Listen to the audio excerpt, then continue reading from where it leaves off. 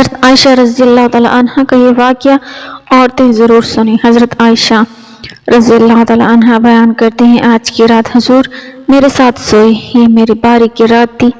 آدھی رات کو اچانک چپکے سے حضور صلی اللہ علیہ وسلم باہر تشریف لے گئے۔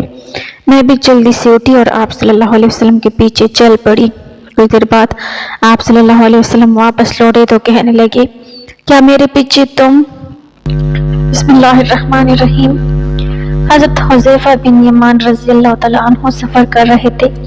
کفار جنگ بدر کے لیے مکہ سے نکلے۔ کفار نے راستے میں حضرت حذیفہ رضی اللہ تعالیٰ عنہ کو گرفتار کر لیا۔ آپ سے پوچھا گیا، آپ کہاں جا رہے ہیں؟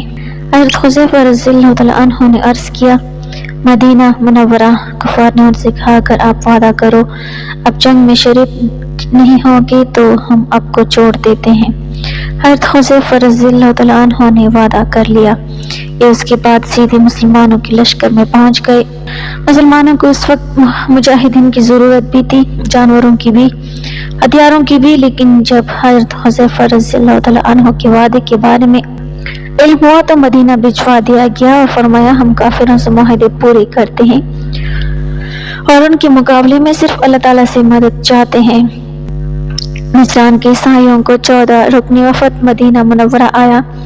رسول اللہ صلی اللہ علیہ وسلم نے عیسائی پادریوں کو نہ صرف ان کے روایتی لباس میں قبول فرمایا بلکہ انہیں مسجد نبوی میں بھی ٹھہرایا اور ان کو ان کے عقیدے کے مطابق عبادت کرنے کی اجازت بھی دی۔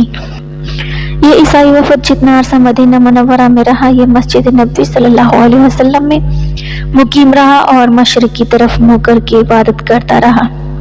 حضرت سعد بن عبادہ رضی اللہ تعالیٰ عنہ نے فتح مکہ کے وقت مدنی ریاست کا جھنڈا اٹھا رکھا تھا۔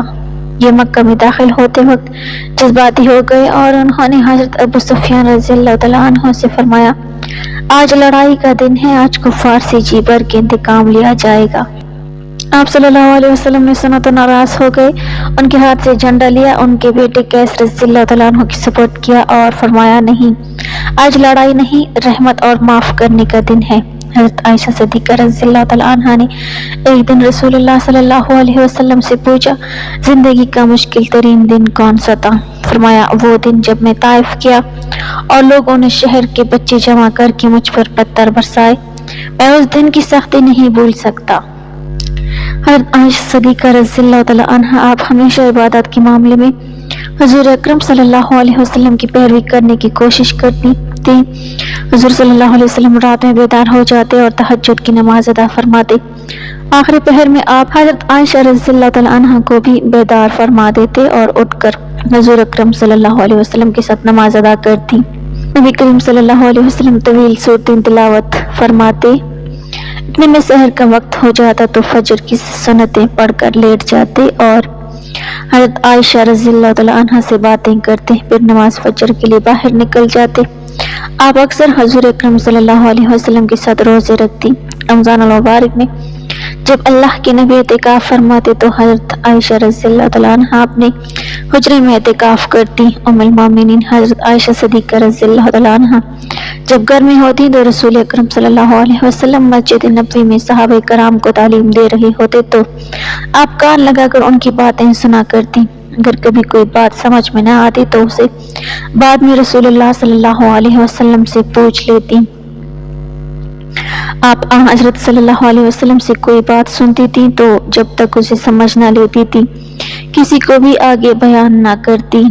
حضرت صلی اللہ علیہ وسلم آپ سے بہت محبت فرمایا کرتے تھے۔ آپ چونکہ کم سنی اور کم عمری میں رخصت ہو کر آئی تو آپ کے ذوق کو پیش نظر رکھتے ہوئے حضور آپ سے ہلکی پھلکی اور مزے سے بھرپور گفتگو بھی کیا کرتے تھے اور آپ کو دل بہلانے کے مواقع بھی فراہم کیا کرتے تھے۔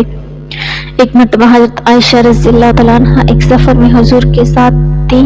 آپ نے تمام صحابہ کو آگے بڑھنے کا حکم دیا اور حضرت عائشہ سے فرمایا کہ آؤ دیکھیں کون دوڑ میں آگے نکل جاتا ہے۔ حضرت عائشہ اس وقت دبلی پتلی تھی، دوڑ میں رسول پاک صلی اللہ علیہ وسلم سے آگے نکل گئی۔ حضرت عائشہ فرماتی ہیں کہ اب میرا بدن بھاری ہو گیا تھا، دوڑ میں حضور صلی اللہ علیہ وسلم مجھ سے آگے نکل گئے۔ آپ نے فرمایا، عائشہ یہ اس دن کا جواب ہے، اس بات سے اندازہ لگایا جا سکتا ہے کہ نوجوان بیوی کے جذبات اور خوشیوں کا خیال رکھنے کے سلسلے میں حضرت صلی اللہ علیہ وسلم کی طرز عمل میں کیسا زبردست اور مثالی نمونہ ہے۔ ایک بار حضرت عائشہ رضی اللہ تعالیٰ عنہ نے آٹا پیسا اور اس کی ٹکیاں بنا کر پکائی تو حضور گھر تشریف لائے تو نماز ادا کرنے لگے۔ آپ کے انتظار میں کہ نماز مکمل ہو تو ٹکیاں آپ کے آگے رکھوں۔ حضرت عائشہ کی آنکھ لگ گئی۔ اس دوران پڑوس کی ایک بکری گھر میں چلی آئی اور ساری ٹکیاں کھا گئی۔ حضرت عائشہ رضی اللہ تعالیٰ عنہ جب بیدار ہوئی تو بکری کو مارنے کے لیے دوڑی۔ رسول پاک صلی اللہ علیہ وسلم نے آپ کو روک دیا اور فرمایا کہ اے عائشہ، ہمسائے کو تکلیف نہ دو۔ حضرت عائشہ رضی اللہ تعالیٰ عنہ جب حضور اکرم صلی اللہ علیہ وسلم کی زوجیت میں آئی تو آپ کی پہلی زوجہ محترمہ سے 4 بیٹیوں میں سے 3 کی شادی ہو چکی تھی، یعنی حضرت زینب رضی اللہ تعالیٰ عنہ، حضرت رقیہ رضی اللہ تعالیٰ عنہ، حضرت ام کلثوم رضی اللہ تعالیٰ عنہ۔ حضرت فاطمہ رضی اللہ تعالیٰ عنہ کا نکاح حضرت علی رضی اللہ تعالیٰ عنہ سے ہوا۔ اس موقع پر حضرت عائشہ نے خاص طور پر سامان درست کیا، مکان لیپا، بستر لگایا، اپنے ہاتھ سے کھجور کی چال دن کے تکیے بنائے، چھارے اور منکا دعوت میں پیش کیے، لکڑی کی الگنی بنائی تاکہ اس پر پانی کی مشک اور کپڑے لٹکائے جا سکیں۔ حضرت عائشہ رضی اللہ تعالیٰ عنہ فرماتی ہیں، فاطمہ کے بیاہ سے اچھا بیاہ میں نے آج تک نہیں دیکھا۔ حضرت صلی اللہ علیہ وسلم حضرت عائشہ کو بہت محبوب رکھا کرتے تھے۔ ایک بار ایک سفر میں حضرت عائشہ کا اونٹ بدک کیا اور بھاگنے لگا۔ حضور بے قرار ہو گئے۔ ایک بار حضرت عمر بن عاص نے حضور صلی اللہ علیہ وسلم سے دریافت فرمایا کہ آپ دنیا میں سب سے زیادہ کس کو محبوب رکھتے ہیں؟ تو آپ صلی اللہ علیہ وسلم نے جواب میں فرمایا عائشہ کو۔ تو حضرت عمر بن عاص نے عرض کیا کہ مردوں کی نسبت سوال ہے تو یہ نہیں فرمایا کہ ابوبکر صدیق رضی اللہ تعالیٰ عنہ، بلکہ کہا عائشہ کے باپ کو۔ سفر 11 ہجری میں آپ صلی اللہ علیہ وسلم بیمار ہو گئے۔ آپ حضرت میمونہ رضی اللہ تعالیٰ عنہ کے گھر جا کر رہے، پھر ایک دن تمام ازواج مطہرات کے پاس قیام فرمایا۔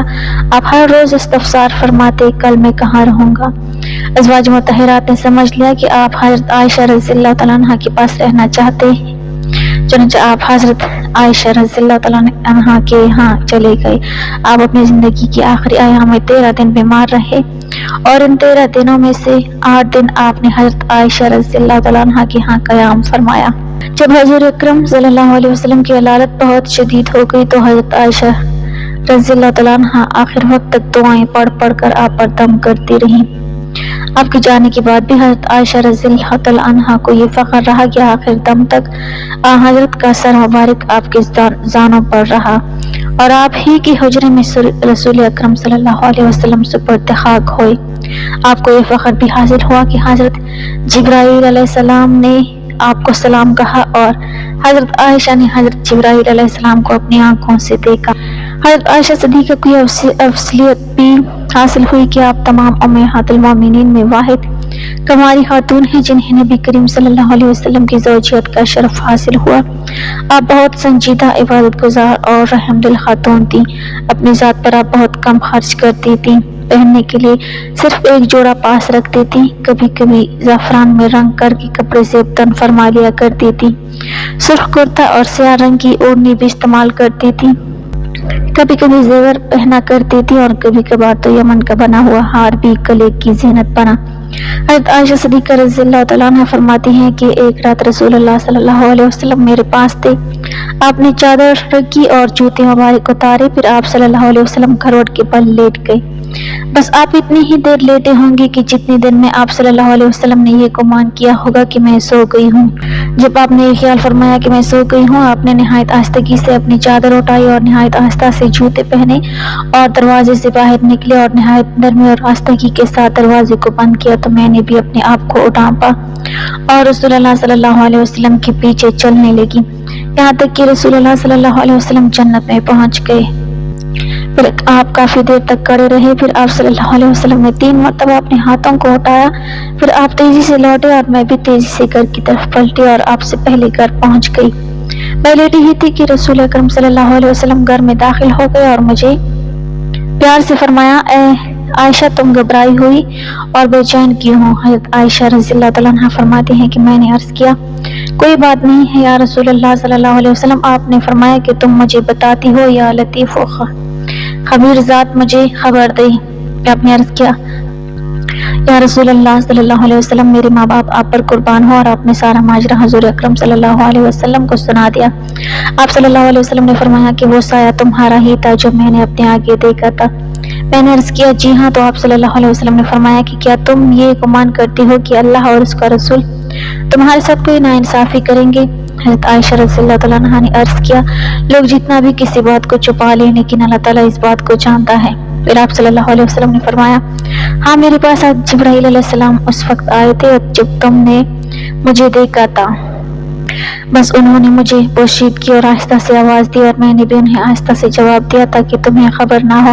جب میں نے یہ سمجھا کہ تم سو چکی ہو تو میں نے تمہیں جگانا مناسب نہ سمجھا، اور یہ کہ کہیں تمہیں جگانے سے تم خوفزدہ نہ ہو جاؤ۔ بس جبرائیل علیہ السلام نے آپ صلی اللہ علیہ وسلم سے عرض کیا کہ آپ کا رب آپ کو یہ حکم دیتا ہے کہ جنت البقیع میں دفن ہونے والوں کے پاس جائیں اور ان کے لیے دعائیں مغفرت فرمائیں۔ حضرت عائشہ رضی اللہ تعالیٰ عنہا نے پوچھا یا رسول اللہ صلی اللہ علیہ وسلم ان کے لیے کیسے دعا کریں؟ آپ صلی اللہ علیہ وسلم نے فرمایا تم یوں کہو سلامتی نازل ہو مومن مسلمان مردوں اور عورتوں پر جو ان گھروں میں رہتے ہیں یعنی قبروں میں دفن ہیں، اور اللہ تعالیٰ رحم فرمائے ہم میں سے ان لوگوں پر جو موت میں ہم سے سبقت لے گئے ہیں اور ان پر بھی جو ان کے پیچھے رہ گئے ہیں یعنی زندہ ہیں، اور بے شک ہم ایک دن انشاءاللہ تم سے ملنے والے ہیں یعنی ہم بھی موت کا ذائقہ چکھ لیں گے۔ حضرت عیسیٰ علیہ السلام ایک مرتبہ اپنی سیر و سیاحت میں تھے کہ انہوں نے ایک بلند پہاڑ کی طرف دیکھا۔